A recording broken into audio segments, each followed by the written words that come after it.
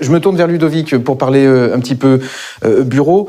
On finit une année 2020 avec une récession économique à moins 9%. Je ne pensais pas de pouvoir voir ça de mon vivant, mais voilà, je l'ai vécu. Je pensais avoir mangé mon pain noir en 2008, mais pas du tout. Non. Quels sont un petit peu les impacts de cette récession économique sur la demande placée de bureaux, si on se concentre sur l'Île-de-France, mais on peut peut-être regarder France entière, je ne sais pas. D'accord, on va se concentrer peut-être sur l'Île-de-France. Bonjour Gaël déjà. Bonjour. Merci de nous accueillir. Globalement, ce qu'on a vu en 2020, c'est une baisse de la demande placée chaque trimestre. Le trimestre le plus impacté, le deuxième trimestre, celui de la période du confinement le plus total. On va dire on a un record historiquement bas avec environ 200 000 m² de demande placée sur ce trimestre-là. Et au fur et à mesure au cours de l'année, on a vu un quatrième trimestre avec un léger rebond puisqu'on a atteint un take-up de 400 000 m², ce qui fait au global 1,3 million de m².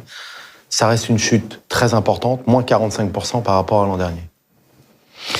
Des créneaux de surface qui ont été impactés, c'est quoi? Il a manqué quoi? Le moteur des grandes surfaces? Alors, je dirais que tous les secteurs et toutes les tranches de surface ont été impactés. Le secteur des petites surfaces, moins. Le 0 000 m², c'est à peu près moins 35% en termes de volume. Le 1000, 5000, 42% de recul.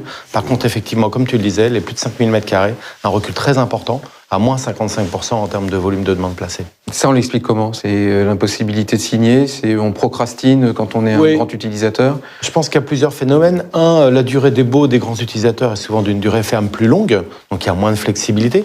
Je pense aussi que l'agilité des petites entreprises est plus forte. Autre conséquence pour les grands utilisateurs, c'est la réflexion. Qu'est-ce que je vais faire? Quel est l'impact du télétravail sur mes surfaces? Demain, comment je vais retourner au bureau? Beaucoup de réflexions qui ont fait qu'ils n'ont pas pu acter des décisions de manière formelle. Résultat, on a connu uniquement 21 transactions sur le marché en 2020, en transactions de plus de 5000 m². D'habitude, on est sur combien? Environ 70. Ah oui, quand même. La descente, elle est sévère. Si on regarde les conséquences sur l'offre immédiatement disponible, est-ce que le taux de vacances a explosé en 2020 en Île-de-France? Alors, forcément, moins de demandes. On a continué à produire des bureaux, même si effectivement la crise sanitaire a fait décaler les chantiers, 4 à 6 mois en manière générale. Aujourd'hui, on a une hausse de l'offre, environ 30% complémentaire. On atteint 3,6 millions de m², avec un taux de vacances qui est à 6,7%. Là, l'offre est sous contrôle ou on est en danger?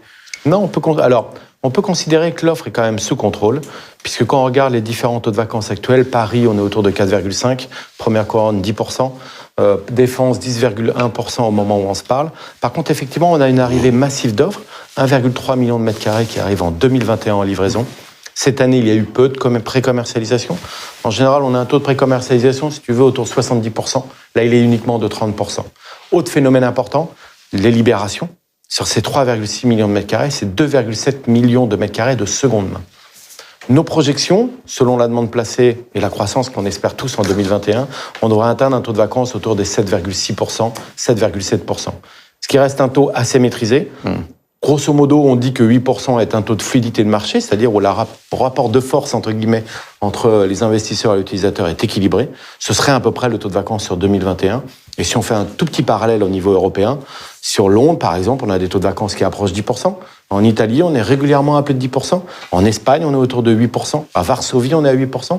Donc la France se situe assez dans la moyenne européenne, voire légèrement en retrait. Si je traduis ça en loyer, il ne faut pas s'attendre à une bérésina ou à une chute des loyers. En revanche, on avait vu ces dernières années une croissance des loyers, notamment dans les quartiers principaux d'affaires, et je pense à Paris QCA. Est-ce que cette dynamique de croissance est durablement affectée, impactée? Alors, on aurait pu penser avec cette chute quand même importante de la demande qu'il y a à avoir en conséquence une chute des loyers. Or, ça n'a pas été le cas. C'est un vrai paradoxe dans ce marché sur 2020. Les valeurs se sont tenues et même les valeurs du prime, ultra prime ont augmenté avec des transactions réalisées à plus de 900 €. Clairement, fin d'année, on a commencé à avoir un petit peu d'érosion sur les loyers de présentation, notamment sur les offres de seconde main dans les secteurs d'affaires, on va dire, les moins traditionnels. Ça veut dire qu'on va avoir une dichotomie sur les loyers entre du prime qui se tient et du seconde main, ou j'ai envie de dire presque du troisième main, qu'on va brader, presque un immobilier low cost pour le sauver? Je dirais qu'il va y avoir deux facteurs importants. Le premier facteur assez classique dans tout marché, la loi de l'offre et la demande. C'est-à-dire certains marchés vont être particulièrement offreurs face à une demande plutôt en retrait. Donc là, ils vont avoir un impact plus fort sur la valeur. Deuxième élément assez important, effectivement, c'est le pouvoir d'attractivité, la qualité de l'offre. On ne paye pas le même prix pour un seconde main par rapport à un loyer prime. Puis quand même, l'élément aussi très fondamental, c'est les mesures d'accompagnement. on sait qu'ils sont qui alimentent le loyer facial. Il y a des secteurs sur lesquels vous êtes déjà à des niveaux de mesures d'accompagnement au-dessus de 25%. On sait qu'on est arrivé à peu près à un plafond économique sur ces mesures d'accompagnement. Donc la suite, c'est la baisse du loyer facial. Par contre, sur d'autres secteurs, on est aux 12-15% de mesures d'accompagnement, comme à Paris. Là, on sait qu'on a encore une marge de progression. Donc c'est d'abord la marge de progression des mesures d'accompagnement qui vont être utilisées par les propriétaires et les utilisateurs avant d'aller chercher, on va dire, une baisse sur la valeur de locatif de présentation.